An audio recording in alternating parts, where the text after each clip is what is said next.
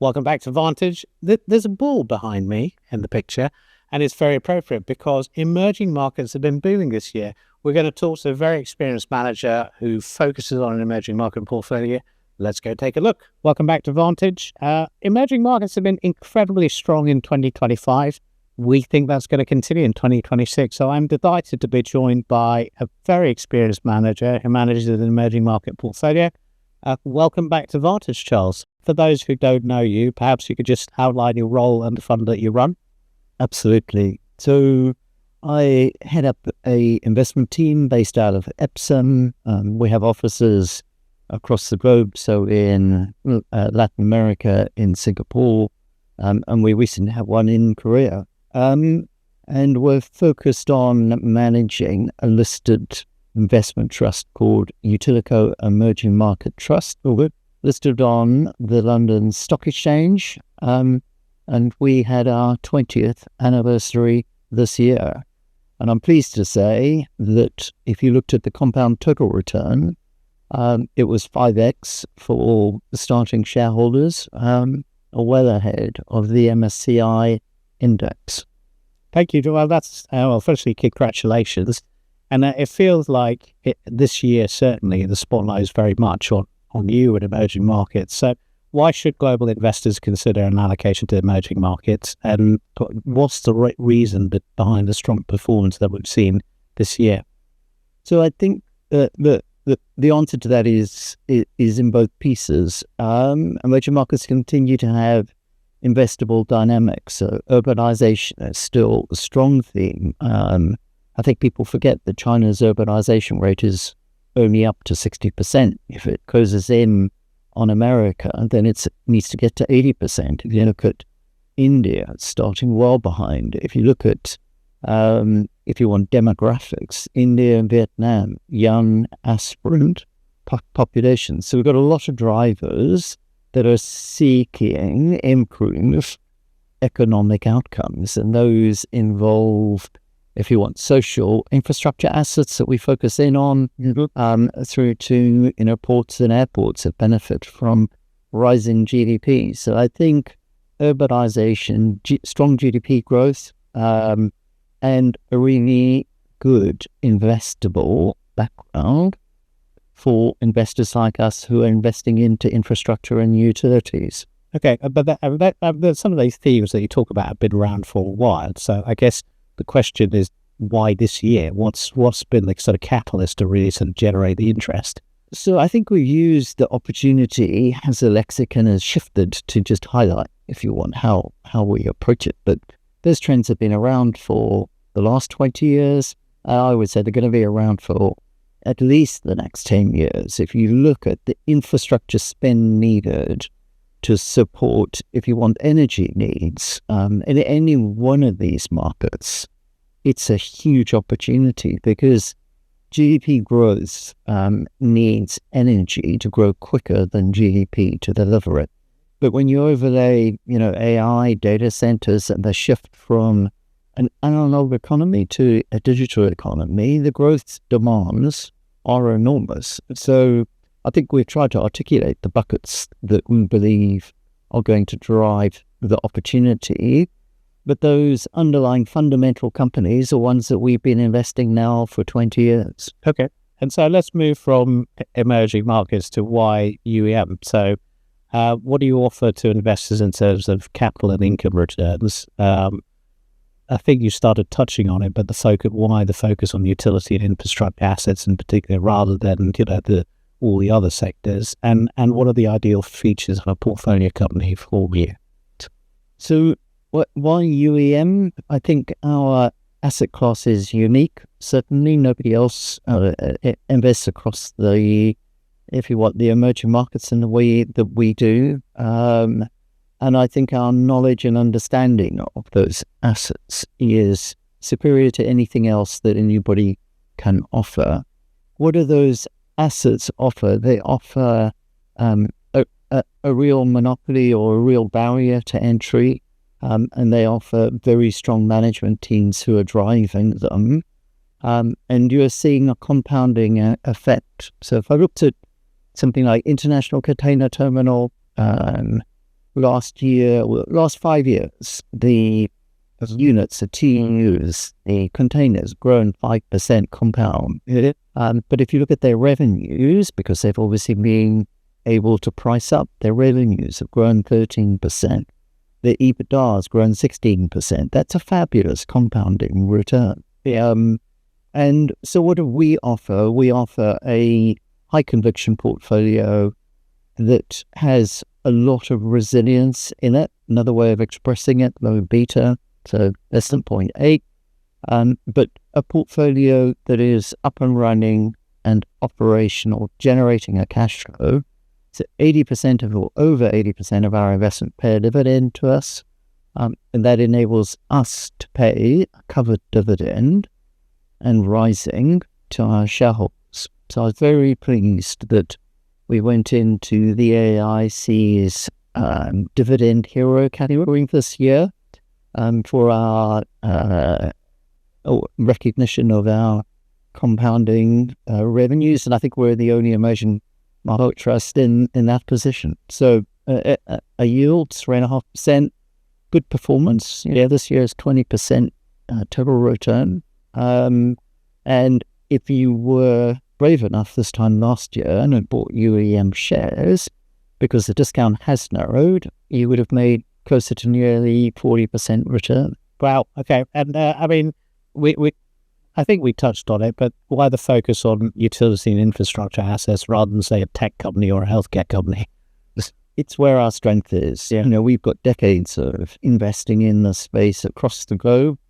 I think we see the need for infrastructure and utility assets. Governments understand that if you want urban populations demand better sanitization, better transport, better digital infrastructure, and they understand they need external investors, both for capital, but on occasion for expertise as well. And I think that environment gives us a really sound foundation to exploit the opportunity. But we are a focused team who can look at water assets and say, Chile, Santiago, we can compare them to Sao Paulo, we can compare them to Manila Water, the three of which are in our portfolio. Yeah, okay. And I mean, it's interesting you sort of make this sort of comparison. So what are the things for typically when you find a portfolio company, a company in your portfolio, what are the attributes we should read about? So I think it goes back to the asset that they are managing, making sure that if you want, the regulatory framework is strong, that the ability for them to exercise their management skills across that asset without being disturbed. But then, the strength of the management team in terms of their ability to drive the returns we're looking for.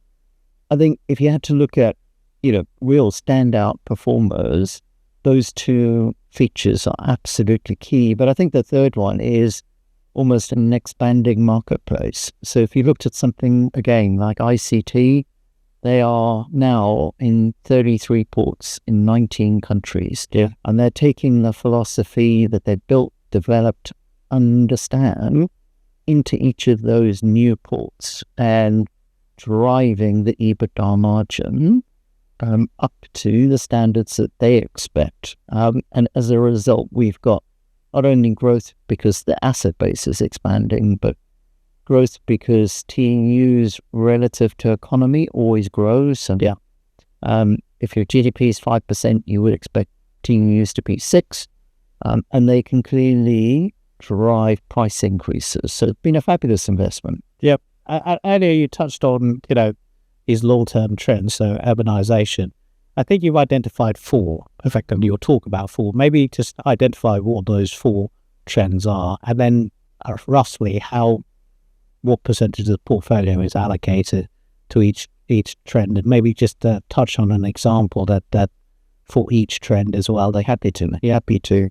So social infrastructure would be things like water, waste, transport, and it's grown this year, partly because we have two fabulous investments in Brazil that have done very well. But it's roughly 37%.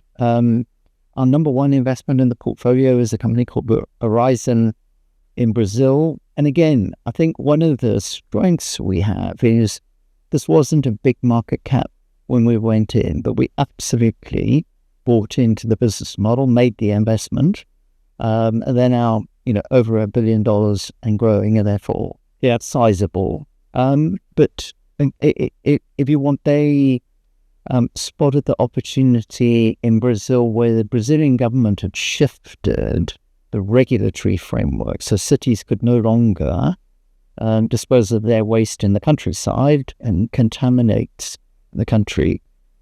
They needed to push it through waste treatment sites. They acquired them, improved their practices. Of course, waste every day is coming in, so you've got volumes going up.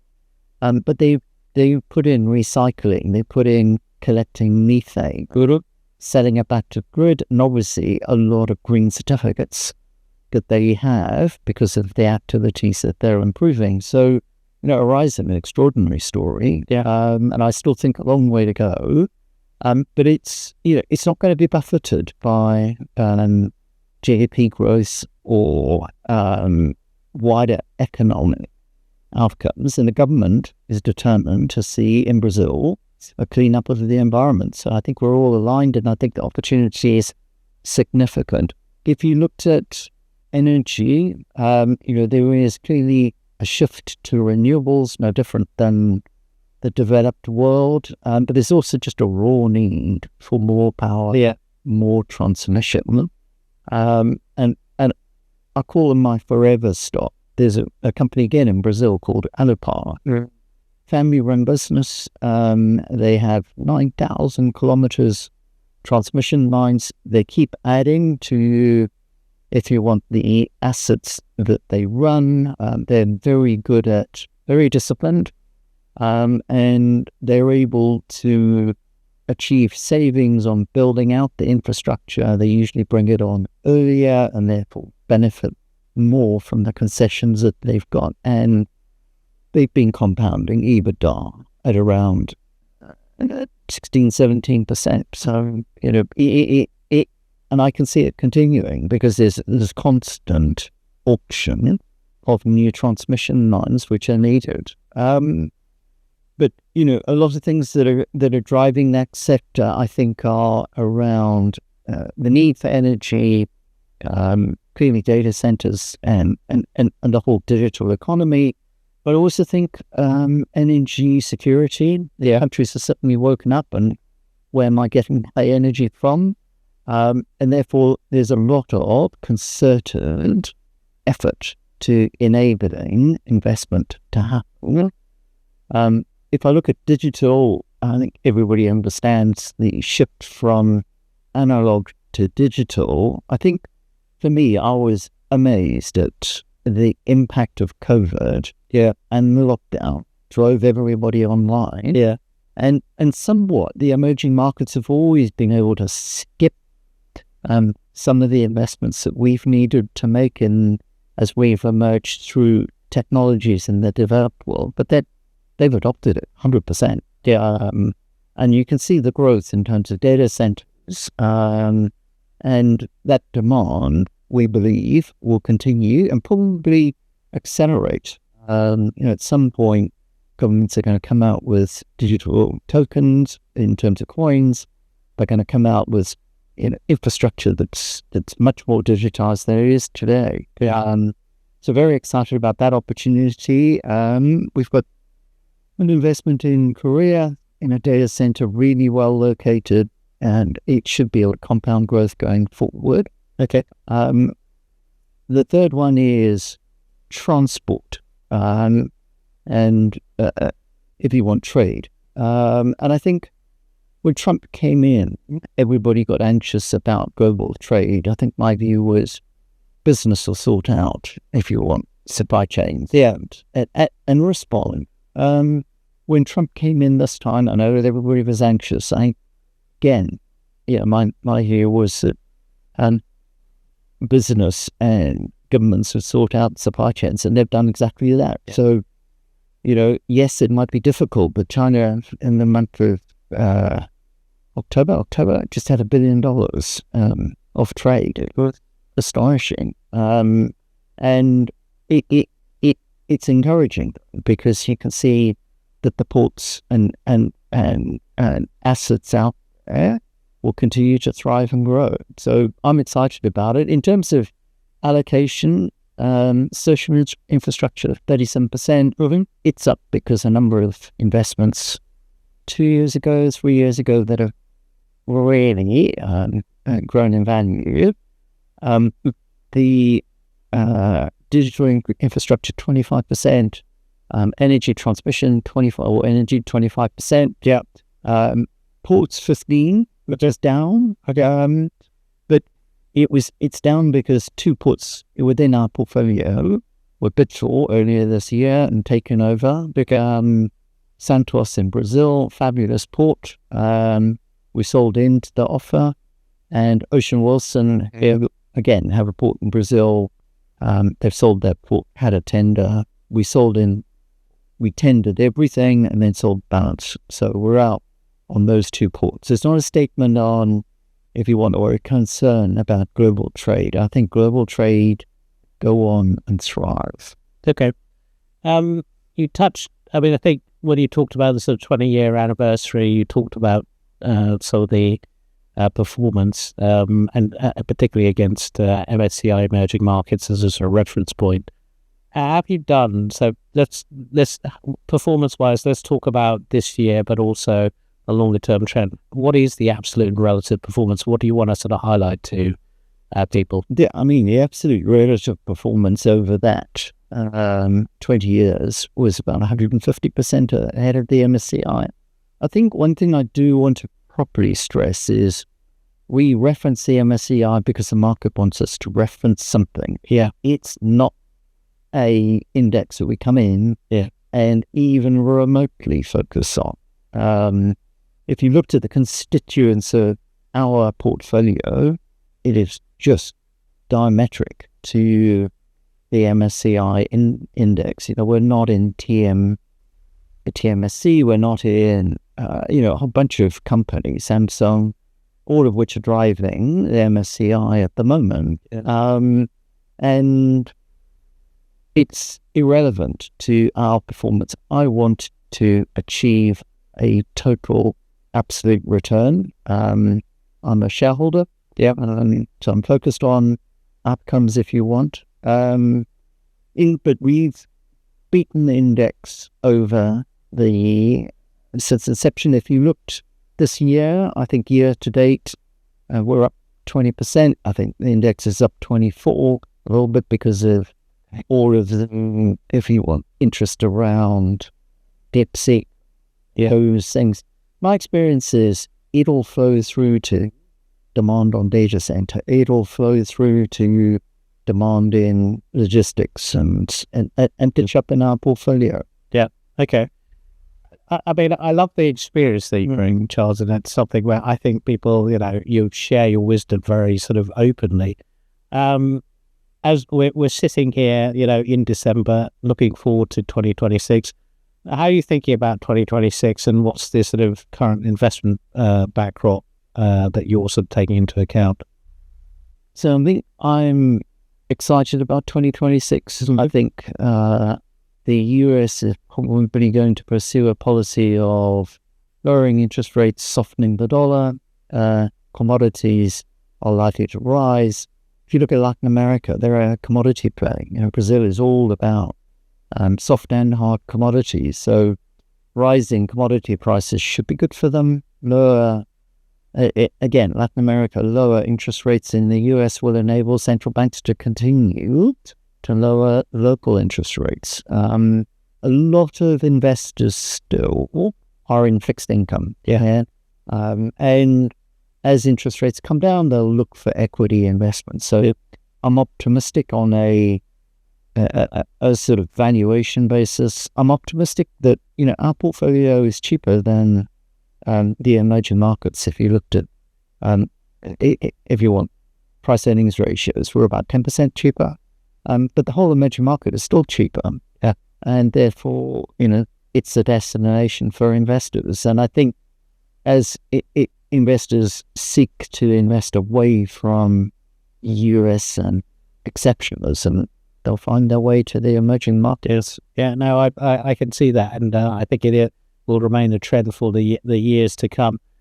Charles, thank you so much for coming back on the show. Congratulations on the 20-year anniversary, a remarkable milestone.